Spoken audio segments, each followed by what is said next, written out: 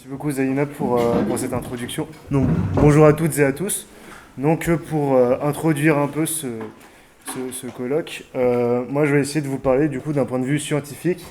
Comment est-ce qu'on peut définir et connaître les animaux alors, actuels forcément, mais aussi passés, parce que dans mon cas un peu de paléontologue, je vais me demander, eh bien, quand je tombe sur quelque chose, comment est-ce que je fais pour l'attribuer à un animal ou non.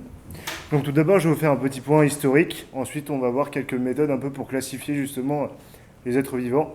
Et ensuite, on va rentrer vraiment dans comment reconnaître dans le registre fossile justement ces animaux. Donc notre histoire elle va commencer à Aristote, donc un grand philosophe de l'Antiquité. Donc il faut savoir que Aristote a vécu une grande partie de sa vie sur l'île de Lesbos, en mer Égée, et où il a pratiqué énormément d'études des animaux, tant de physiologie, d'éthologie. Et en fait, il a écrit l'Historia Animalum, qui est un énorme recueil sur les animaux et qui a concentré ainsi un grand nombre de connaissances sur ces animaux.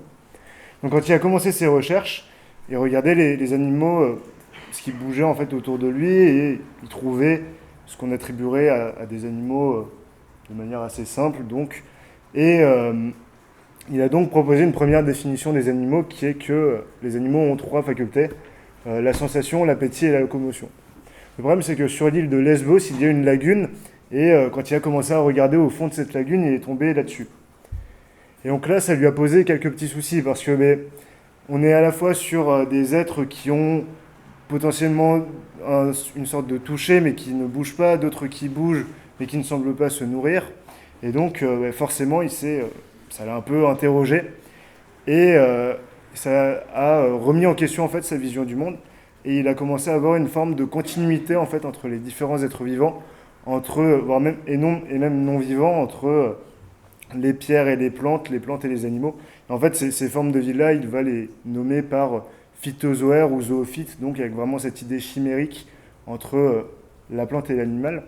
Et il va aussi développer une idée qui va être extrêmement forte dans les siècles futurs, ça va être cette idée de la scala naturae, de l'échelle des êtres, à l'échelle de la nature, où on a une représentation hiérarchique des êtres, et ça va notamment énormément se développer en Occident avec l'Église chrétienne qui va beaucoup reprendre cette notion avec forcément les humains au-dessus des animaux et au-dessus les archanges et le Dieu unique au-dessus. Donc maintenant on va faire un petit bond dans le temps et arriver au XVIIIe siècle avec un personnage extrêmement important de la systématique, c'est Carl von Linné, donc un Suédois. En fait, il faut savoir qu'au XVIIIe siècle, donc, il y a eu 2 siècles environ d'exploration du monde par les Occidentaux, et donc une énorme accumulation d'informations, de spécimens, d'animaux et de plantes d'un peu partout.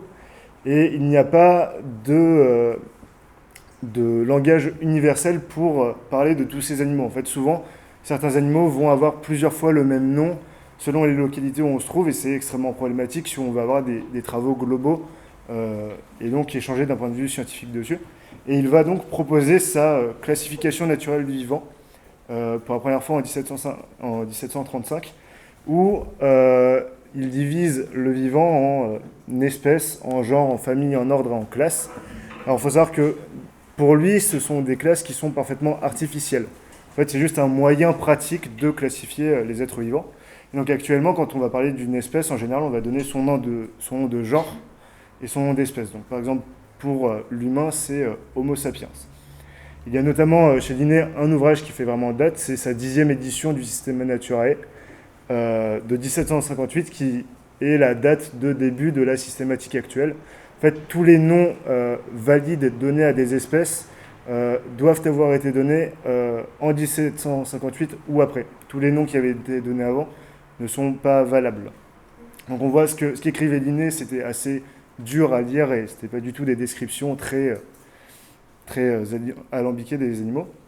Et dans le prolongement de ce XVIIIe siècle, en fait, à la fin du XVIIIe siècle, on a deux visions du monde vivant parfaitement opposées qui s'affrontent. En fait, on a eu la découverte de nombreux fossiles, notamment via Georges Cuvier, qui est un chercheur français très célèbre. Et donc, on a des fossiles, on voit que il y a des êtres, des animaux notamment, qui ont existé avant et qui ont disparu. Et du coup, on a d'un côté des fixistes qui vont dire qu'il y a eu plusieurs révolutions de la Terre suivi de phénomènes de recréation après, donc c'est la vision notamment défendue par Georges Cuvier. Et de l'autre côté, on a des transformistes qui ont des premières idées d'évolution des espèces et qui pensent que ces espèces passées se retrouvent dans les espèces actuelles et qu'elles ont subi une transformation au cours du temps. On n'a pas encore de théorie de l'évolution, mais on a les prémices d'une idée d'évolution des espèces. Et ensuite, au XIXe siècle, forcément, il y a Charles Darwin qui sort en 1859 son ouvrage fondamental qui est De l'origine des espèces, et où il propose une première théorie de l'évolution qui sera largement adoptée dans le monde scientifique dans les décennies d'après, et où il pose cette chose fondamentale qui est que toute classification vraie est généalogique. Et donc là, on n'est plus dans le même cas qu'avec Linné, où les classifications étaient artificielles et purement à but pratique. Mais là, le but d'une classification, ça va être de représenter les liens entre les différents êtres vivants, et donc notamment quand on va parler d'un groupe, il va falloir qu'il soit représenté par un ancêtre commun et tous ses descendants. Et donc, c'est à partir de là qu'on a les premiers arbres phylogénétiques du vivant, donc qui reproduisent les liens de parenté entre les êtres vivants, notamment via le chercheur allemand Ernst Haeckel, qui a fait énormément de travaux d'embryologie.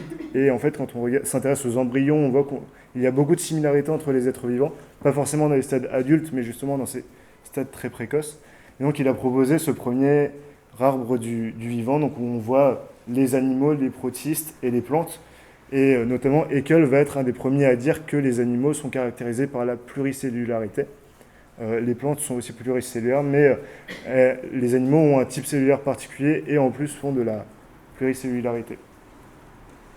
Et donc, une fois qu'on a donc ces arbres, on peut se demander comment est-ce qu'on fait en fait pour construire un arbre phylogénétique de parenté entre les êtres vivants. Alors, on a deux problèmes différents. C'est tout d'abord, on a plusieurs espèces, donc on va essayer de trouver les relations de parenté entre ces espèces. C'est une première chose.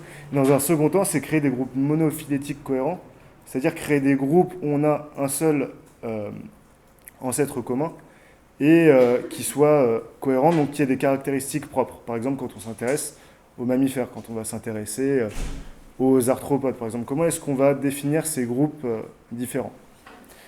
Alors, pour trouver des relations de parenté entre les êtres vivants, il y a deux méthodes principales. Une, on va se baser sur la morphologie des espèces. Donc, on va faire des matrices de caractères, on va regarder à quel point les espèces partagent plus ou moins de caractères. Et potentiellement, plus des espèces partagent de caractères, plus elles sont proches. Alors, il y a pas mal de problèmes avec cette méthode parce qu'il faut définir des caractères qui soient vraiment diagnostiques. Et en plus, il faut faire attention à ce qu'on appelle des homoplasies, c'est-à-dire des caractères qu'on retrouve chez différents êtres vivants, mais qui sont apparus indépendamment. Par exemple, si on pense à l'aile d'une chauve-souris ou à l'aile d'un oiseau, si on s'intéresse à sa structure, on voit bien que ce n'est pas la même origine embryologique, donc ce ne sont pas vraiment deux structures que l'on peut rapprocher. Mais ça a beaucoup d'avantages, comme par exemple dans l'étude des fossiles, parce qu'on a justement plus que ces caractères morphologiques quasiment qui restent. Une autre méthode qui s'est développée vraiment, surtout dans les 20 dernières années, c'est la comparaison des séquences génétiques, et qui, là encore, en fait, étant donné que l'information génétique se modifie au cours du temps, en regardant les espèces qui ont les séquences génétiques les plus proches, on peut déterminer qu'elles sont plus ou moins proches aussi. Ça a permis de résoudre beaucoup de problèmes, notamment par exemple la place des cétacés, donc des baleines et des dauphins, au sein des mammifères, parce que c'est des êtres qui ont une morphologie très particulière. C'est grâce à ces études génétiques qu'on a pu les placer plus précisément au début du XXIe siècle. Et donc, à partir de ces deux méthodes, on peut construire des arbres. Mais donc maintenant, si je veux définir un groupe, donc par exemple le groupe des amniotes, comment est-ce que je peux faire ? Alors, il y a deux méthodes principales qui sont utilisées pour définir un groupe. C'est par exemple, si on s'intéresse à cet arbre-là, je peux dire que les amniotes, ce sont tous les animaux, qui vont être compris entre l'ancêtre commun du dauphin et de la poule, le dauphin et la poule. Donc en gros, ça va être un groupe qui comprend la poule et le dauphin, leur ancêtre commun et tous les descendants de cet ancêtre commun. Alors c'est une définition qui est assez simple, mais qui est assez peu utile, parce qu'on peut alors se demander, mais si je croise un animal de la nature, comment est-ce que je peux l'attribuer à un amniote personnellement ? Et c'est là qu'on a un deuxième type de définition qui est très utile, c'est la définition sur des caractères propres au groupe. Et donc, dans le cas des amniotes, ça va être la présence d'un amnios. Et ça nous permet de dire, vraiment, je rencontre un être vivant. Cet être vivant un amnios, donc c'est un amniote. Et donc ces caractères diagnostiques vont être extrêmement importants à définir. Alors, je vais vous faire une petite aparté sur justement la place des animaux au sein du vivant. Donc, sur cet arbre un peu grossi, on voit que, disons, dans les grands groupes actuels du vivant, les animaux sont très proches des champignons surtout, et des plantes. Et si on s'intéresse aux blobs, donc sur la question de est-ce que c'est un animal ou pas, en fait, ce dont on se rend compte, c'est qu'il se trouve dans le groupe des myxomycètes qui est ici, et donc qui est a priori, d'un point de vue scientifique, pas du tout un animal. Si on s'intéresse à la classification des animaux, donc il y a plusieurs grands groupes différents. En fait, quand on a plusieurs branches comme ça collées, c'est que, en fait, on ne sait pas trop définir les relations de parenté entre ces groupes. C'est pas encore pas bien défini. Et donc chez les animaux, si on s'intéresse notamment à leur biodiversité, on voit qu'en fait, le groupe le plus diversifié d'animaux, ce sont les arthropodes. Donc en fait, quand vous pensez animal et que vous commencez à penser à votre chat ou votre chien, c'est complètement faux. Il faut plutôt penser à une blatte, un cafard ou un homard. C'est plus proche de la réalité de ce que c'est un animal. Donc ensuite, par rapport au caractère justement diagnostique dont j'ai parlé avant des animaux. Alors on va voir que ce ne sont pas des caractères qui sont si faciles que ça à avoir. Un des premiers, c'est la synthèse de collagène. Le collagène, c'est des protéines qui sont situées en fait entre vos cellules et qui permet de faire le lien entre les cellules au sein d'un même tissu. Ça permet de faire en sorte qu'elles bougent ensemble, notamment au sein d'un même tissu. Un deuxième caractère, ça va être la structure du spermatozoïde, et aussi dans le même registre des gamètes sexuels. Donc dans la formation de l'ovule, en fait, c'est une synthèse particulière de l'ovule chez les animaux qui est que il y a 2 divisions cellulaires successives qui donnent 4 cellules, et en fait, il y a une des 4 cellules qui va s'accaparer toutes les ressources et qui va donner l'ovule, et les 3 autres, en fait, vont dégénérer. Ensuite, il y a la présence de desmosomes, qui sont là aussi des complexes protéiques, qui vont permettre de lier, en fait, de coller 2 cellules très très fort, notamment de faire des liaisons qui vont être étanches, et donc limiter les échanges de fluides, par exemple, au sein entre les cellules. Il y a aussi une propriété qui, on va le voir, est assez importante, c'est la synthèse de cholestérol. Alors, rien à voir avec votre IMC ou quoi que ce soit. En fait, le cholestérol, ce sont des lipides qui sont présents dans la membrane de nos cellules. Et donc, maintenant, comme vous l'avez vu, dans ces caractères, en fait, il n'y a pas beaucoup de caractères morphologiques, en fait. C'est plutôt à l'échelle du moléculaire que ça va se jouer. Et donc, comment est-ce qu'on fait quand on tombe sur un fossile pour savoir si c'est un animal ou pas? Alors là, en fait, intuitivement, vous voyez que ce sont des animaux, ce qu'il y a dedans. Enfin, j'espère. Là, par exemple, on a quelque chose qui a un corps plus ou moins segmenté, formé à peu près de calcaire. Donc, en fait, c'est un arthropode. Au centre, vous avez très clairement un crâne de vertébré. Donc là, c'est un crocodile fossile du Crétacé, qui a une forme un peu bizarre, mais on peut s'y retrouver pour trouver des caractères qui le définissent. Et là, tout à gauche, vous avez une crevette fossile. Globalement, ce qu'on voit, en fait, c'est que quand on se trouve dans cette partie-là de l'arbre, il y a les caractères diagnostiques des sous-groupes des animaux qui nous permettent d'identifier si ce sont des animaux ou pas. Donc la question ne se pose même pas. Le problème, c'est quand on va se trouver à la toute base de notre arbre. Là où, justement, la seule chose qui unit ces animaux, ça va être les caractères plutôt moléculaires, comme on l'a vu précédemment. Si on s'intéresse justement aux toutes premières faunes supposées que l'on observe, une des plus célèbres, c'est les faunes du Cambrien, avec la fameuse explosion cambrienne, si vous en avez déjà entendu parler. Où là, on a des formes extrêmement bizarres. Par exemple, une espèce de truc avec des pics tout en haut. Et en fait, là, pareil, quand on s'intéresse vraiment à la morphologie de ces premiers animaux, on se rend compte qu'on peut les attribuer à des groupes qui existent déjà, des arthropodes et autres. C'est pas si évident, mais sur des critères morphologiques, on peut encore s'en sortir. Mais quand on va à plus de 540 millions d'années, dans une période qu'on appelle l'Édiacarien, là, on se retrouve avec des formes comme ça. Et là, pour savoir si c'est des animaux ou pas, bonne chance.